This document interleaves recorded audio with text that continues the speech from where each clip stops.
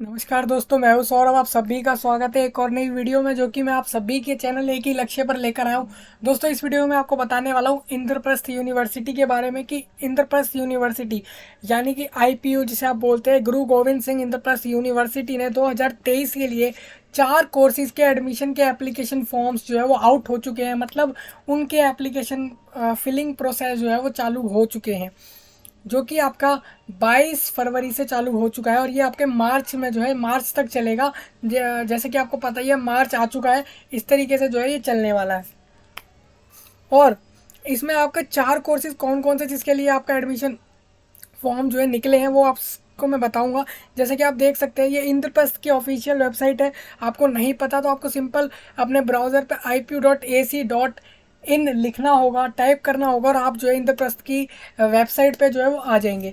अब उस वेबसाइट पे जो है आपको दिख रहा होगा admission brochure for LLB, LLM और एमबीए और एक और कोर्स है। यानी कि 4 कोर्स ऐसे हैं जिनके एडमिशन के लिए एप्लीकेशन प्रोसेस जो है वो चालू हो चुका है 2023 के लिए। जो भी स्टूडेंट्स, कैंडिडेट या फिर एस्पायरेंट हो जो कि अभी एग्ज़ाम देना चाह रहे हो 2023-24 में एडमिशन लेने के लिए, किस कोर्स में, एमबीए कोर्स या फिर एलएलबी यानी कि लॉ के कोर्स और मैनेजमेंट का कोर्स, ऐसे 2 से 4 ऐसे कोर्स है जिनका एडमिशन जो है अब उनके लिए ब्राउज़र आ चुका है। ब्राउज़र में सारा डिटेल होता है, उस वो कोर्स होता है क्या है, उस कोर्स में एडमिशन आपको कैसे मिलेगा इंद्रप्रस्थ यूनिवर्सिटी के अंदर, जो कि दिल्ली के अंदर है। उसमें आपको एडमिशन कैसे मिलेगा, अगर आपने एप्लीकेशन अप्लाई कर दिया और बाद में आप किसी दूसरे कॉलेज या यूनिवर्सिटी के लिए अप्लाई कर देते हैं, उसके बाद आपको यहाँ से क्या विड्रॉल ले पाएंगे अपने एप्लीकेशन फ़ीस को या अपने एप्लीकेशन को वापस ले पाएंगे, वो भी हम जानेंगे। साथ में ये भी हम जानेंगे कि अगर नहीं ले पाएंगे तो फिर क्या करेंगे ऐसे कंडीशन में कि मान लीजिए आपका अगर दूसरे कॉलेज में एडमिशन हो रहा है और आपने यहाँ पे भी अप्लाई कर रखा है, तो ऐसे में आप क्या करेंगे, कैसे कैंसिल करेंगे, वो सब हम जानेंगे। फीस आपको रिफंड मिलेगा नहीं मिलेगा वो सब हम जानेंगे। साथ में हम यहाँ पे ये भी जानेंगे कि भाई कितनी फ़ीस है इसके एप्लीकेशन फॉर्म की, क्या एलिजिबिलिटी है, क्या एग्ज़ाम का सिलेबस होगा। जैसे कि आप जानते हैं कि आईपीयू अपना जो है इन कोर्स के लिए जो है अपना खुद का एग्ज़ाम कराता है, तो उसका सिलेबस क्या होगा, मार्किंग स्कीम क्या होगी, पैटर्न क्या होगा, क्या नेगेटिव मार्किंग होगी नहीं होगी, होगी तो कितने क्वेश्चंस में जो है किस हिसाब से आपके मार्क्स काटे जाएंगे इनकरेक्ट आंसर पर, और ये एग्ज़ाम फिजिकल होगा या कंप्यूटर बेस्ड होगा, और साथ में बाकी सारी जो भी जानकारी है इन 4 कोर्सों से रिलेटेड, वो सारा मैं इस वीडियो में आपको बताने वाला हूँ। देखिए, ये वो नोटिस है, ये वो ब्राउज़र है स्पेशली जो कि आपको दिख रहा होगा। ये क्या लिखा हुआ है, ये लिखा हुआ है गुरु गोविंद सिंह इंद्रप्रस्थ यूनिवर्सिटी, जो कि आपका नई दिल्ली के अंदर द्वारका में उसका जो है हेड क्वार्टर है, यानी कि हेड ऑफिस जो है इस कॉलेज का वहाँ पर है। इस कॉलेज के अंदर 30 से 35, हालांकि 40 भी हो सकती हैं, इतनी यूनिवर्सिटीज़ जो हैं इस इतने कॉलेजेस जो हैं इस यूनिवर्सिटी के अंडर आते हैं, जो कि यही यूनिवर्सिटी संभालती है, जो कि पूरे दिल्ली के अंदर है। और एक आध जो है वो हरियाणा और ऐसी जगहों पे है। हरियाणा हो गया आपका, यूपी हो गया, तो मतलब इस तरीके के भी वहाँ पे भी हैं इन्हीं के कॉलेज। तो इन्हीं कॉलेजों में अगर आपको एडमिशन लेना है, जो कि गवर्नमेंट ऑफ दिल्ली के अंडर आते हैं ये कॉलेज, इसके अंदर आपको एडमिशन लेना है अगर इन प्रोग्राम के लिए 2023 में, अगर आप चाह रहे हैं कि मेरे को जो है बीए एलएलबी यानी बैचलर ऑफ आर्ट्स और जो आपका लॉ का होता है, लॉ का बैचलर ऑफ लॉ, इन दोनों में अगर आपको एडमिशन मिल जाए, यानी कि इंटीग्रेटेड है, मतलब कि आपका बीए और एलएलबी दोनों कोर्स एक साथ कराए जाएंगे, मर्ज है। जैसे कि आप जानते हैं कि आप बीए कहीं से करते हैं, एलएलबी कहीं से करते हैं, ये दोनों कोर्स इसमें मर्ज होंगे। इसी तरीके से इंटीग्रेटेड बीबीए और एलएलबी यानी कि आप बिजनेस एडमिनिस्ट्रेशन लॉ दोनों एक साथ कर सकते हैं, एक ही कोर्स इसका आएगा आईपीयू से। साथ में अगर आप सिर्फ मास्टर ऑफ लॉ करना चाहते हैं, लॉ में मास्टर करना चाहते हैं यानी एलएलएम उसका, और साथ में आपको एमबीए, ये 4 कोर्सेज ऐसे हैं जिनके लिए एडमिशन फॉर्म जो है आप निकल चुके हैं, आप अप्लाई कर सकते हैं। For further information please visit, देखिए आपको जैसे मैंने अभी आपको बताया इस वेबसाइट पे आप जाके देख सकते हैं। ये वीडियो लंबा हो सकता है, जैसा कि आप देख रहे हैं कि भाई इतने पेजेस हैं इस पूरे ब्राउज़र में, आपको एक एक चीज़ एक्सप्लेन करना बहुत ज़रूरी है, क्योंकि आपको एडमिशन लेने से पहले उस कोर्स के बारे में सब कुछ पता होना चाहिए, अगर आप उस यूनिवर्सिटी से अप्लाई करने वाले हैं उस कोर्स के लिए। तो देखिए, ये हमारा टेबल ऑफ कंटेंट है, हम ये चीज़ें आपको समझाने वाले हैं इस तरीके से जैसा इस टेबल में आपको दिख रहा होगा। देखिए, हम यहाँ पर जानेंगे एलिजिबिलिटी क्या है, एडमिशन कैसे ले सकते हैं हम। आपको जैसा पता होता है कि भाई एमबीए में एडमिशन लेना होता है तो मेरे को कैट का एग्ज़ाम देना होता है, सीमेट का एग्ज़ाम देना होता है, वो सारा हम कुछ जानेंगे कि क्या उसके एग्ज़ाम दिए बिना हो सकता है आपका एडमिशन। जैसे कि बहुत लोग कहते हैं कि भाई आपने अगर कैट का एग्ज़ाम नहीं दिया तो आपका एमबीए में एडमिशन नहीं होगा किसी भी कॉलेज में, खासकर गवर्नमेंट कॉलेजेस में, अगर आपने ये एग्ज़ाम नहीं दिया तो। कैट का हो गया है, सीमेट का एग्ज़ाम नहीं दिया तो। देखिए, अगर आप सीमेट के बारे में नहीं जानते तो सीमेट जो है वो common management admission test exam है, जो कि आपका NTA national testing agency conduct कराता है हर साल। इस साल भी कंडक्ट करा रहा है। उसके एप्लीकेशन फॉर्म जो अभी निकले हुए हैं, उसकी फॉर्म फिलिंग की वीडियो है चैनल पे, आप जाके उसे देख के समझ सकते हैं कि कैसे उसके लिए फॉर्म फिल करना है। और जितना हो सके जल्दी से जल्दी फॉर्म फिल करें, क्योंकि उसके बाद जो है अगर वो डेट जब निकल जाती है उसके बाद आप एडमिशन के लिए अप्लाई नहीं कर सकते। क्योंकि मेन जो आपके जो मेन कोर्सेज होते हैं वो यही होते हैं, एक होता है बीबीए, एक होता है आपका एमबीए, और साथ में इसी तरीके से आपके बीटेक और इस तरीके के बड़े बड़े कोर्सेज होते हैं। उनके एडमिशन जब निकले तो आपको उसी टाइम पे जो है फॉर्म फिल कर देना चाहिए, नहीं तो फिर जो है 1 ईयर पूरा वेट जाता है आपका। यहाँ पे हम सब समझेंगे भाई कि एज लिमिट कितनी है, क्या रिजर्वेशन पॉलिसी है यहाँ पे, कैटेगरी में आपको कोई फ़ायदा मिलने वाला है नहीं मिलने वाला फॉर्म अप्लाई करते हुए, सारा कुछ एक एक डिटेल हम यहाँ पे समझेंगे। रजिस्ट्रेशन कैसे करेंगे आप इस एग्ज़ाम के लिए, एप्लीकेशन फॉर्म फिल कैसे करेंगे, जो ये सारा कुछ जैसा आप देख रहे हैं इंडेक्स में, सब कुछ आपको इस एक ही वीडियो में आपको बताया जाएगा। इन्फॉर्मेशन रिगार्डिंग रिजल्ट, रिजल्ट आपका जब आएगा तो आप आंसर कैसे अपने मार्क्स देखेंगे वो सब आपको बताऊंगा। साथ में सीट एलोकेशन कैसे होता है, जैसे आप जानते हैं आपके ये जो एग्ज़ाम्स हो जाते हैं कॉलेजेस यूनिवर्सिटी के एंट्रेंस एग्ज़ाम, ये भी एक एंट्रेंस एग्ज़ाम लेंगे, उसके ज़रिए आपको एडमिशन देंगे। लेकिन आपने एंट्रेंस एग्ज़ाम दे दिया, उसके बाद आपका जो है काउंसलिंग होता है। काउंसलिंग कैसे होता है, कैसे आपको सीट अलॉट होती है, कैसे जो है राउंड राउंड होते हैं अलग अलग, उसके हिसाब से आपको जो है अपने एडमिशन के लिए अप्लाई करना होता है।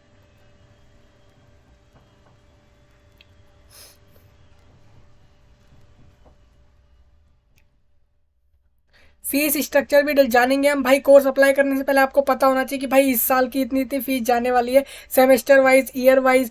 और अगर आपको अप्लाई करने का क्या स्कॉलरशिप मिलेगी इन कोर्सेज में अगर हम अप्लाई करते हैं तो। और साथ में फ़ी रिफ़ंड पॉलिसी आपको जानना बहुत ज़रूरी है, क्योंकि इनकेस आप ऐसा करते हैं कि जब भी आपको एडमिशन का टाइम आता है तो आप क्या करते हैं कि एक से ज़्यादा कॉलेजेस यूनिवर्सिटीज़ के फॉर्म फिल कर देते हैं। बाद में जब आपका एक जगह एडमिशन हो जाता है तो आपको क्या करना पड़ता है, बाकी जगह कैंसिलेशन करना पड़ता है। क्यों कैंसिलेशन करना पड़ता है, इसलिए क्योंकि अब एक ही इंसान एक जगह एडमिशन लेगा, बाकी जगह तो लेगा नहीं, तो बाकी जगह के उसके जो है उसको कैंसिल करना पड़ेगा एप्लीकेशन। तो कैंसिलिंग में फ़ीस वापस आना बहुत ज़रूरी है, नहीं तो जो आपका मनी है वो एक तरीके से वेस्ट है।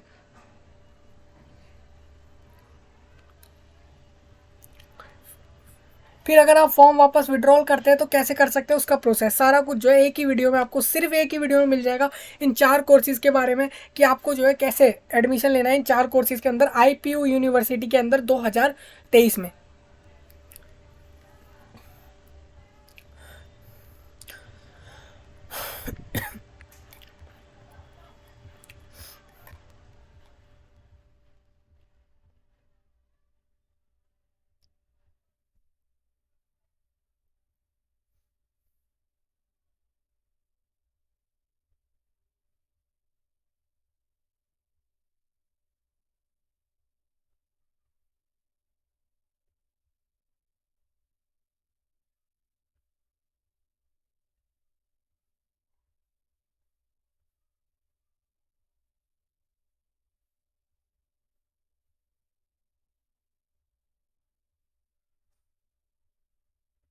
देखिए, ये कुछ इंस्ट्रक्शन है कैंडिडेट के लिए, इंपॉर्टेंट इंस्ट्रक्शन है, इसको आप पढ़ लेना जब आपको लिंक मिल जाएगा डिस्क्रिप्शन में। नहीं तो वेबसाइट पे ये नोटिस आसानी से आपको हर कैंडिडेट को मिल सकता है। आईपीयू की ऑफिशियल वेबसाइट पे एडमिशन सेल के अंदर जो है आपके एकेडमिक ईयर 2023-24 में ये आपको नोटिस मिलने वाला है पूरा। इसमें आप एक एक चीज़ देख सकते हैं आसानी से।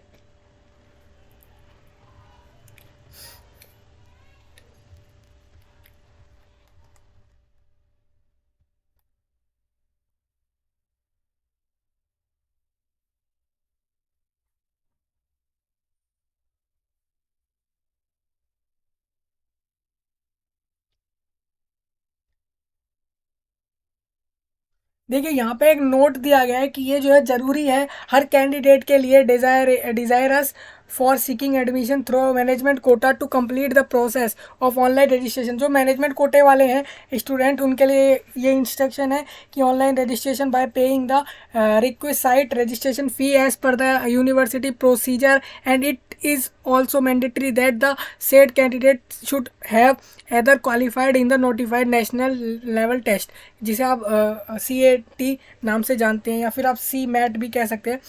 ये इनके स्कोर जो आपके एक्सेप्ट कर लिए जाएंगे। जैसे कि आपको या तो IPU GGS IPU CET ये तीन एग्ज़ाम होंगे आपके। एक तो आपको पता होगा कैट 2022 का एग्ज़ाम हो चुका है, CMAT का होने वाला है, जो उसके एप्लीकेशन फॉर्म अभी चल रहे हैं, आप उसके लिए भर सकते हैं, अप्लाई कर सकते हैं। नहीं तो आप IPU का जो है CET एग्ज़ाम भी दे सकते हैं इन्हीं कोर्स के लिए। एडमिशन इन प्रोग्राम्स MBA, और जैसे लिखा है यहाँ पे BA LLB लिखा है, जो भी यहाँ पे आपको पता है वो सारे प्रोग्राम।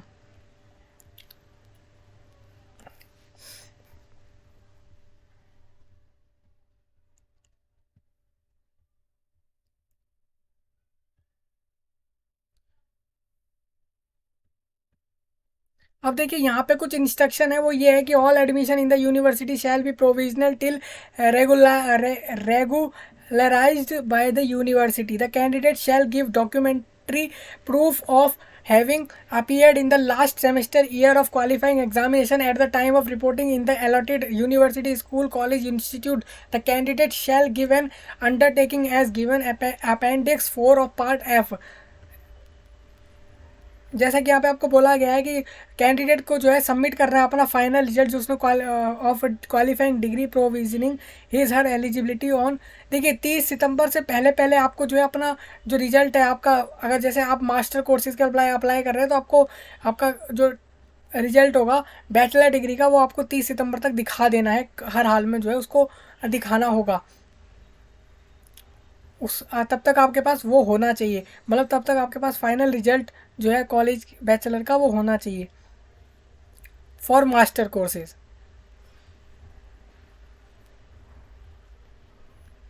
देखिए ये रैगिंग के बारे में बताया हुआ है, रैगिंग एंटी रैगिंग जो भी होता है वो सब यहाँ पे बताया गया है। ये एक्चुअल में हमारे लिए इतना खास नहीं है, आपको देखना है, आप नोटिस में एक एक चीज़ पढ़ सकते हैं। अब देखिए यहाँ पे जो मेन डेट है वो आपको बताना ज़रूरी है। ये जो मैंने आपको कोर्सेज बताए IPU के अंदर, अगर आपको इन कोर्सेज में एडमिशन लेना है IPU के कॉलेज में, तो देखिए इसमें लिखा है ऑनलाइन रजिस्ट्रेशन फॉलोड बाय ये submission of online application form along with payment of registration fee of. देखिए 1500 रुपये आपको देने पड़ेंगे। ऑनलाइन रजिस्ट्रेशन करना है आपको, या तो MBA कोर्स हो, इनमें से कोई सा भी कोर्स हुआ, अगर आपको 1500 रुपये पे करने हैं यहाँ पे फीस, जो कि जो आपकी 23 फरवरी से चालू हो चुकी है एडमिशन जो है वो चालू हो चुके हैं, एप्लीकेशन फॉर्म फिलिंग। ये आपका 30 अप्रैल तक का टाइम है। जैसे कि आप देख सकते हैं मार्च पूरा आपको दिया है, अप्रैल पूरा दिया है, और फेब के आपको 5 डेज दिए। इस तरीके से आपको इतना टाइम दिया है इनके लिए फॉर्म फिल करने के लिए।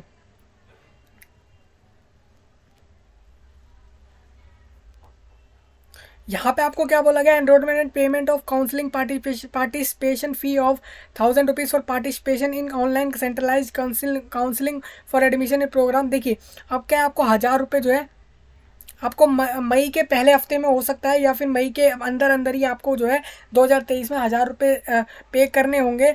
किसके लिए? इसी प्रोग्राम में आपको काउंसलिंग के लिए अलग से 1000 रुपये देने पड़ते हैं। एप्लीकेशन फ़ीस आपकी अलग होगी 1500। 1000 रुपये आपके इसके लगेंगे यहाँ पे काउंसलिंग फीस।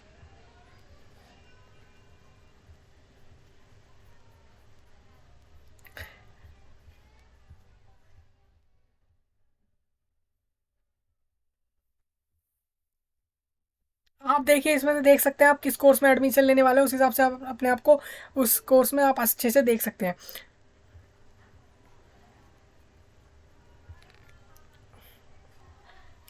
आपको देखिए करना क्या होगा, एप्लीकेशन फॉर्म फिल करने के लिए पहले रजिस्ट्रेशन, फिर एप्लीकेशन फॉर्म फिलिंग, उसके अंदर अपना डॉक्यूमेंट अपलोड, पर्सनल डिटेल, जो भी क्वालिफिकेशन डिटेल्स वो सब मांगा वो सब, उसके बाद फीस पेमेंट, और देन आपको जो है प्रिंट आउट लेना है एप्लीकेशन का। इस तरीके से आपका होगा। आपको अपना सेंटर चूज़ करना है, उस तरीके से सब कुछ जो है ऐसे ही फॉर्म फिल होता है एडमिशन का। आप दूसरा कोई भी देखेंगे वो भी इसी तरीके से होते हैं सेम। हाँ देखिए, अब हमारे लिए एलिजिबिलिटी क्राइटेरिया बहुत ज़रूरी है। देखिए, अगर आप एमबीए या MBA international business, MBA financial management इन कोर्स में एडमिशन लेना चाह रहे हैं तो एनी रिकॉग्नाइज्ड 3 ईयर, देखिए आपका बैचलर डिग्री होना चाहिए 3 साल का कम से कम, या तो उससे ज़्यादा भी हो सकता है, 50% मार्क्स के साथ। किसी भी कॉलेज यूनिवर्सिटी का हो सकता है, वो इंडिया हो या इंडिया के बाहर का भी हो सकता है।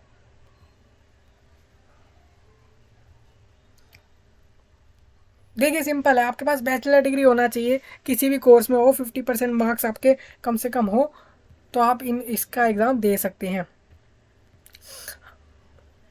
अब देखिए, बैचलर में जो बीए एलएलबी का इंटीग्रेटेड है, इसके लिए आपका क्या है, पास होने चाहिए आप 12th क्लास में सीबीएसई या फिर किसी भी बोर्ड से, 50% मार्क्स आपके होने चाहिए।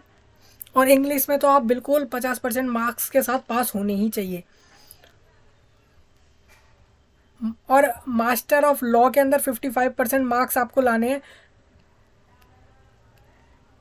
यहाँ पे आपके पास एलएलबी डिग्री होनी चाहिए किसी भी कॉलेज से या यूनिवर्सिटी से, या वो इंडियन भी हो सकती है और बाहर की भी हो सकती है।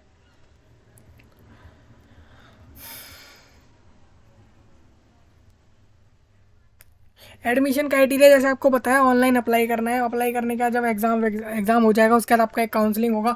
काउंसलिंग का टाइम मई में टेंटेटिव बताया जा रहा है, जब एक्चुअल में आएगा आपको बता दिया जाएगा। उसके लिए आपको 1000 रुपीज़ पे करना होगा पर कोर्सेज जिसमें भी आप अप्लाई कर रहे हैं। जैसा मैंने बताया आपको, एमबीए का एडमिशन क्राइटेरिया सिंपल ये है कि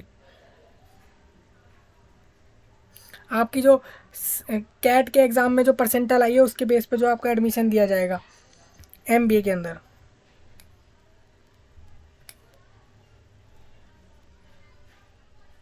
और अगर देखिए यहाँ पे क्या बोला गया है, पहले तो कैट वाले स्टूडेंट को एडमिशन दिया जाएगा एमबीए में आईपीयू के अंदर, जिन्होंने कैट एग्ज़ाम दिया है 2022 का।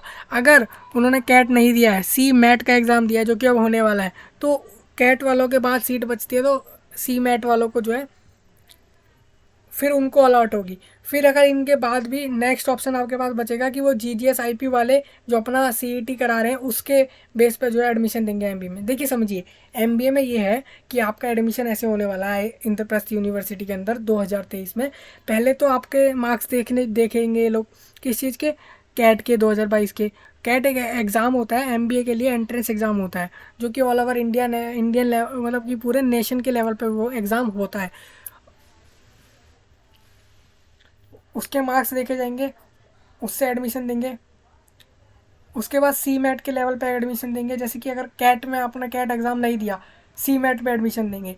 उसके बाद आपका सीईटी जो है आईपीयू का, उसके बेस पे एडमिशन आपको यहाँ से मिलेगा।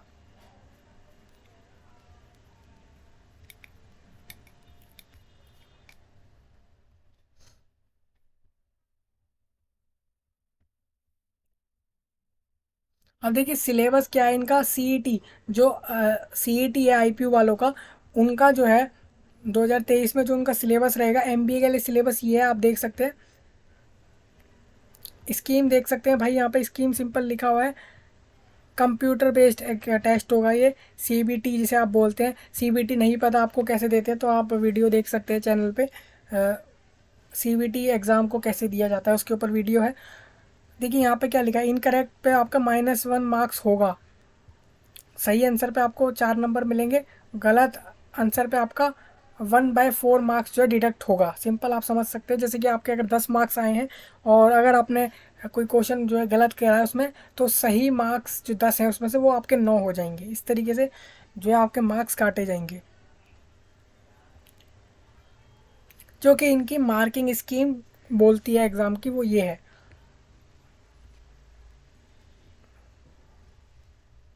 अब देखिए, डेट ऑफ बर्थ जानना बहुत ज़रूरी है।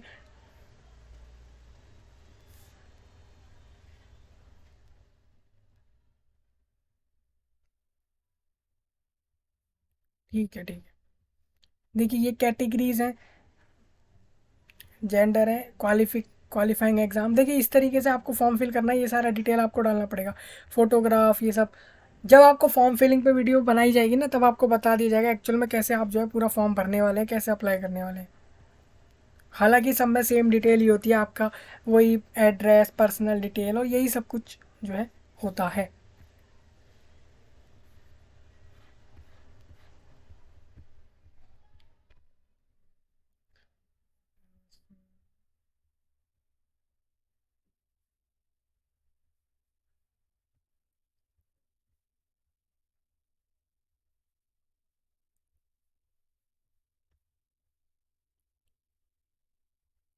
देखिए भाई, ये यहाँ एज लिमिट का कुछ है, एज लिमिट समझना आपके लिए बहुत ज़रूरी है।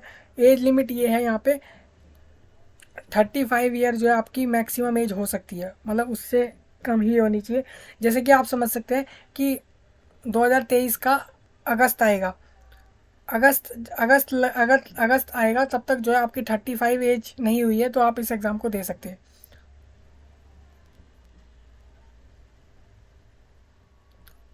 LLM और LLB, इनके लिए कोई यहाँ पे जो है, मतलब LLM के लिए और LLB के लिए, देखिए LLM के लिए मास्टर वालों के लिए 35 एज जो है मैक्सिमम हो सकती है, उससे ज़्यादा नहीं होनी चाहिए।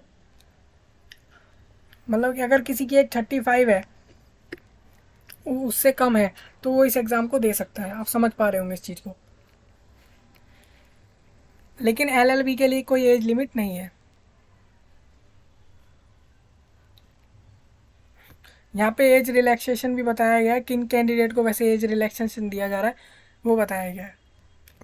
नोटिस को एक बार आप ध्यान से एक बार देख लें एडमिशन के लिए अप्लाई करने से पहले। देखिए सीट एलोकेशन कैसे होता है मैं आपको बता देता हूँ।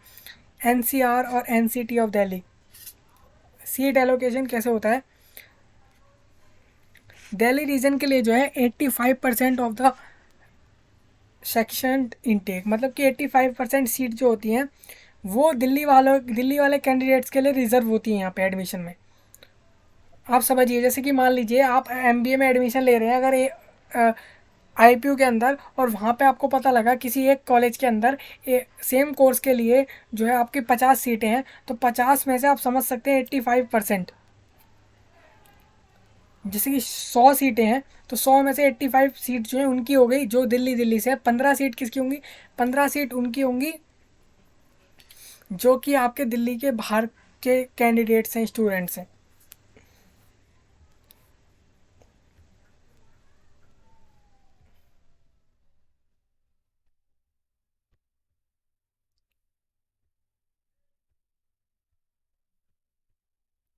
देखिए ये रिजर्वेशन पॉलिसी यहाँ पे देखिए, आपको जब वो बाद में सीट एलोकेशन का एक जो लिस्ट आता है, नोटिस आते हैं, उसमें आपको शॉर्ट फॉर्म में ये सब लिखा दिखेगा। ये सब क्या होता है, ये होता है दिल्ली रीजन, आउटसाइड दिल्ली, ये शॉर्ट में लिखा है, आप इससे समझ सकते हैं। अगर आपको ये दिखे आगे, आप समझ सकते हैं ये इन इन लोगों के लिए जो है, कैंडिडेट्स के लिए जो है बातें हो रही हैं।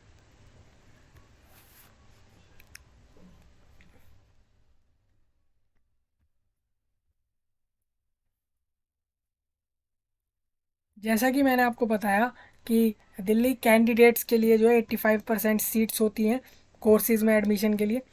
IPU के अंदर MBA और ये जो 2-4 कोर्स मैंने आपको बताए हैं इनके लिए। बाकी 15% सीट, परसेंट बोला जा रहा है, ऐसा नहीं बोला जा रहा कि 15 सीटें, 15%। आप समझिए अगर एक क्लास में जितनी भी सीटें होंगी, जैसे 200 सीटें हैं, तो 200 में से 30 सीट जो हैं वो उन कैंडिडेट्स के लिए हैं जो आउटसाइड दिल्ली होंगे। बाकी की 170 सीट्स किसकी हैं, जो इनसाइड दिल्ली होंगे। मतलब कि वो वहाँ रहते होंगे, एक्चुअल में उनका रेजिडेंट वहीं का होना चाहिए, रेसिडेंस।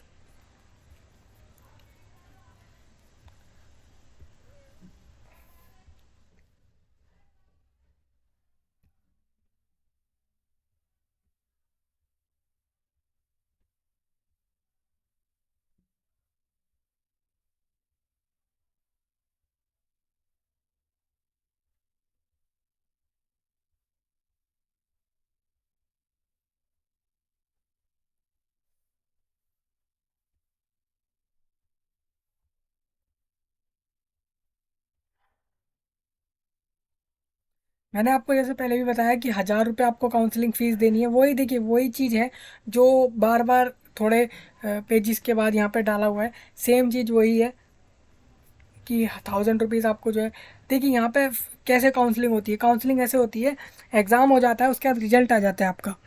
ठीक है, रिजल्ट आने के बाद जो है आप अप्लाई करते हैं काउंसलिंग के लिए। काउंसलिंग के लिए आप अप्लाई करते हैं कॉलेजेस में एडमिशन के लिए। उसमें आपके पास क्या होता है, आपको ना आपको चॉइसेस दी जाती हैं। जैसे कि वो जो कोर्स आप करने वाले हैं उसके लिए आपको चॉइस मिलती है भाई, आप किस कॉलेज को जो है अपने प्रेफरेंस पे रखेंगे। मतलब कि आप अपने हिसाब से लिस्ट में लगाते हैं उन्हें कि पहले नंबर पे मुझे इस कॉलेज में एडमिशन चाहिए, दूसरे पे इसको चाहिए, तीसरे पे इसको चाहिए, इस तरीके से। फिर जो है वहाँ पे राउंडिंग होती है, फर्स्ट राउंड, सेकंड राउंड, इस तरीके से राउंडिंग होती है। अगर आपका पहले राउंड में नाम आता है किसी कॉलेज में जो आपने अपनी लिस्ट में लगाया होता है, तो आपको उसमें जो है अलॉट हो जाता है, वहाँ पे लिखा आ जाता है आपको अलॉट हो गया। नहीं अलॉट हुआ होता तो लिखा आता है भाई आपको ये अलॉट, अभी कोई भी अलॉट नहीं हुआ है। वो अलॉट कैसे होता है, आपके रैंक के बेसिस पे होता है। एग्जाम में जो रिजल्ट आया होता है उसके रैंक के बेसिस पे जो है आपको सीट्स अलॉट होती हैं यहाँ पे। तो चॉइस फिलिंग तो आपको ऑप्शंस मिलते हैं कॉलेजेस के, आप अपने देखते हैं कभी कभार अपने ब्राउज़र पे, कभी कहीं पे देख लेते हैं तो पता लग जाता है आपको। जगह जगह से सोर्सेज से आप देख लेते हैं कि भाई जो भी रिसोर्सेज है वहाँ से आप देख सकते हैं कि कौन से कॉलेज को आप उस कोर्स के लिए ऊपर रखे नीचे रखे। देखिए ऐसा नहीं होता कि हर कॉलेज, जैसे IPU का कोई कॉलेज MBA का अगर बढ़िया है, जैसे कि मान के चलता हूँ मैं कि एक महाराजा सूरजमल कॉलेज है, महाराजा सूरजमल, वो कॉलेज IPU का है। वो कॉलेज अगर वो कॉलेज अगर MBA के लिए बढ़िया है, MBA की पढ़ाई अच्छी है, तो ऐसा इसका मतलब ये नहीं है बिल्कुल भी कि वो BCA या फिर आपके LLB के लिए भी, जो LLB आपको बताया था कोर्स इसी में, उसके लिए भी वो बढ़िया हो। तो हर कोर्सेज के लिए कॉलेज की प्रेफरेंस अलग अलग होती है, तो इस हिसाब से आपको अपनी प्रेफरेंस रखनी होगी।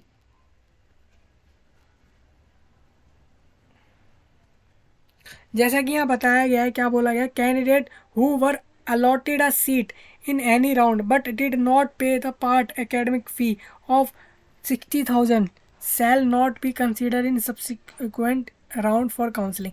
देखिए क्या होता है, आपको अगर किसी राउंड में, यहाँ पे आपके लिए ये बात समझना बहुत ज़रूरी है, वो ये कि जब आपको कोई सीट अलॉट हो जाती है किसी राउंड में, after the choice filling period is over, देखिए आपको एक टाइम मिलता है, हर राउंड के लिए आपको एक टाइम मिलता है कि आपको इस तारीख से इस तारीख के बीच में आपको इस राउंड के लिए जो है अपने जो प्रेफरेंस है वो रख देनी है। उसके बाद वो टाइम ख़त्म होने के बाद कुछ 1 से 2 दिन बाद ही आपको जो है उसका रिजल्ट आता है। उसमें आपको बताया जाता है कि आपको सीट अलॉट हुई या नहीं हुई। अगर हो जाती है तो आपको क्या करना पड़ता है, अगले राउंड में जाने के लिए आपको फ़ीस पेमेंट करनी पड़ती है। समझिए इस बात को, 60,000 रुपीज़ पे करने पड़ेंगे कैंडिडेट को अगले राउंड में जाने के लिए काउंसलिंग के, नहीं तो उसके आगे उसको राउंड में नहीं जाने दिया जाएगा।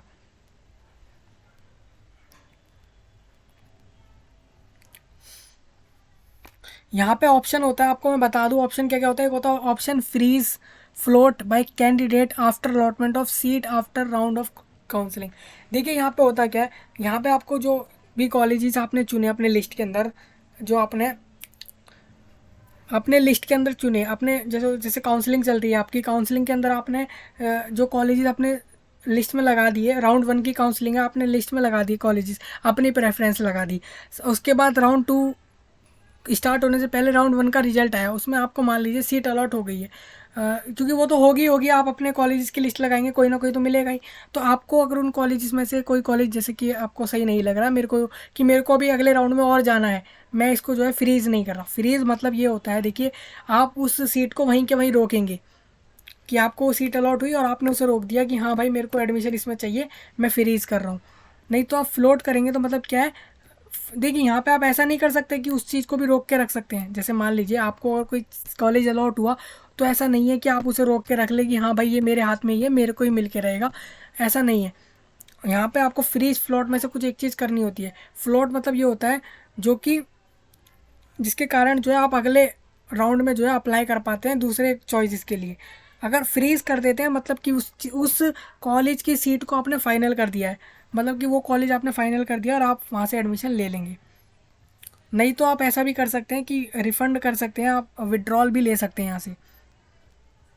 अगर आपको कोई सीट अलॉट ही नहीं हो रही और फिर आप सोच रहे हैं भाई मेरे को कोई सीट अलॉट हुई नहीं, एग्ज़ाम भी दे दिया, सब हो गया, सीट अलॉट ही नहीं हुई, तो ऐसे में आप क्या कर सकते हैं, फ़ीस रिफ़ंड ले सकते हैं, विड्रॉल कर सकते हैं, जो कि आपने फ़ीस पेमेंट करी है 60,000 की।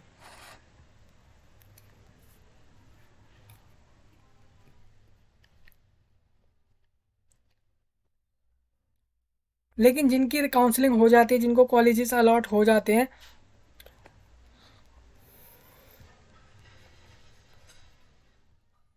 देखिए यहाँ पर राउंड होने के बाद जो है एक स्लाइडिंग राउंड होता है, जो कि आपके लास्ट राउंड के बाद होता है। ये राउंड ऐसा कुछ, वो गेम ऐसा कुछ वैसा कुछ नहीं है, ऐसा है मतलब समझिए कि जैसे मान लीजिए आपको कुछ दिन का समय दिया, पहले ही काउंसलिंग स्टार्ट हुई। ये टुकड़ों में काउंसलिंग होती है, पार्ट्स में। जैसे फर्स्ट पार्ट हुआ, उसके अंदर आपको कुछ दिन में ऑप्शन दिए गए, आपने अपने हिसाब से चुन लिए कॉलेजेस। फिर उसका रिजल्ट आया, उसमें आपको कॉलेज नहीं मिला, आपने सेकेंड राउंड में पार्टिसिपेट किया, उसमें आपका नहीं आया, आपने थर्ड राउंड में पार्टिसिपेट किया। इस तरीके से राउंड पे राउंड होते हैं। जब लास्ट राउंड हो जाता है, उसके बाद एक स्लाइडिंग राउंड होता है, उसमें भी फिर उसको उसको वो कैंडिडेट देते हैं जिनको जो है एक भी सीट अलॉट नहीं हुई होती लास्ट राउंड तक। वो जो है स्लाइडिंग राउंड में जो है पार्टिसिपेट करते हैं। और जिनको सीट अलॉट हो जाए उनको कॉलेज में रिपोर्ट करना होता है, जैसा कि बताया गया है, कॉलेज में रिपोर्ट करना होता है और वहाँ पे जो है अपने डॉक्यूमेंट वेरीफाई कराने पड़ते हैं। एक स्लाइडिंग राउंड के बाद एक स्पोर्ट राउंड भी होता है। ये भी काउंसलिंग का ही है। ये उनके लिए होता है जिनको भाई मैनेजमेंट कोटे हो गए, या फिर वो स्टूडेंट हो गए जिनको सीटी अलॉट नहीं हो रही है, या फिर वो लोग जो कि बाद में सीट रह जाती है तो वो उन लोगों को दी जाती है। जैसे कि मान लीजिए आप बिना एग्ज़ाम के एडमिशन लेना डायरेक्ट एडमिशन भी ले सकते हैं आप। कोटा होते हैं, मैनेजमेंट कोटे और ये सब होते हैं, इनसे आप एडमिशन ले सकते हैं डायरेक्ट भी बिना किसी एग्ज़ाम के। लेकिन वो काउंसलिंग राउंड्स के ओवर होने के बाद ही आप इस चीज़ को कर पाते हैं।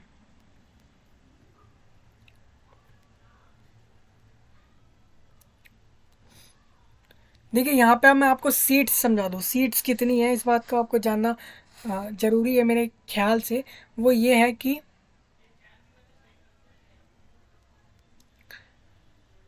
देखिए 2022-23 में 120 सीट थी। ये टेंटेटिव सीट्स हैं 23-24 के लिए, यानी इस साल भी इतनी सीट रहेंगी ये पक्का नहीं है। जैसे कि आप जानते हैं आईपीयू यूनिवर्सिटी का मेन कैंपस है दिल्ली के अंदर द्वारका में।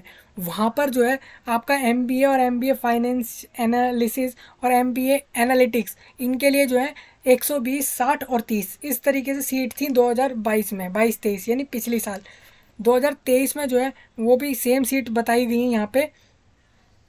लेकिन एक बार सेम सीट्स बताई गई हैं, जैसे कि आप देख रहे हैं सेम इसी कॉलेज के लिए। जैसे कि ये यूनिवर्सिटी जो है आईपीयू, इसका जो मेन कैंपस है उसमें जो है मेन कैंपस उसमें जो है आपके इन कोर्स के लिए ये सीट्स थी पिछली साल, और इस साल ये सीट्स हैं। आप टेबल को देख के समझ सकते हैं।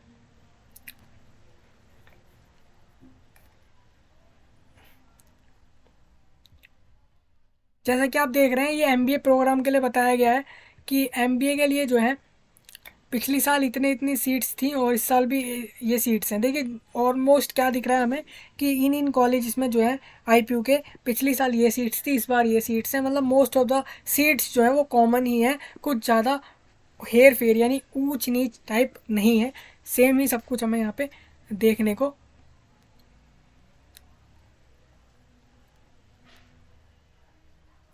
मिल रहा है। जैसे कि आप देख सकते हैं ये लिस्ट है पूरी कि किस कोर्स में, जैसे ये वाला कोर्स है इसके लिए आप जो है इस यूनिवर्सिटी में इस कोर्स के लिए इतनी सीट थी पिछली साल और इतनी सीट है इस साल।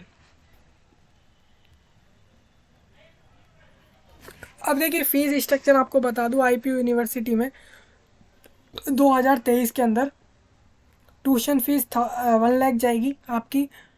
यूनिवर्सिटी चार्ज जो है वो 20,000 है।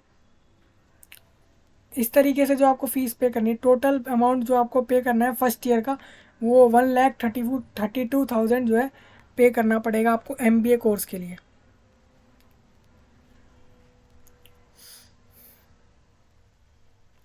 इसी तरीके से आप बाकी कोर्स का भी यहाँ देख सकते हैं।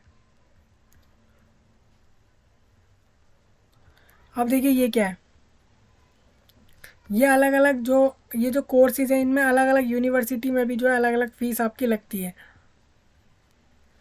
ऐसा नहीं है कि सब कॉलेजेस और यूनिवर्सिटी जो आईपीयू के हैं सब में सेम कोर्स के लिए सेम फीस नहीं है, सब में अलग अलग फ़ीस है जो कि यहाँ पे उन्होंने मेंशन करी हुई है।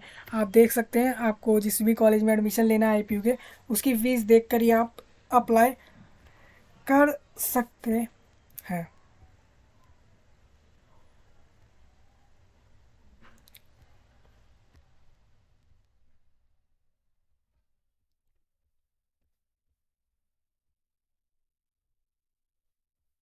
देखिए ये अंडरटेकिंग होती हैं, ये आपको फिल करके सबमिट करनी होती है वो कैंडिडेट को जो कि अपने किसी रिजर्वेशन कैटेगरी में आ रहे होते हैं, उनके पास सर्टिफिकेट नहीं होता है, तो उनको इन फॉर्म्स को जो है फिल करके अटैच करना होता है अपनी एप्लीकेशन फॉर्म के साथ।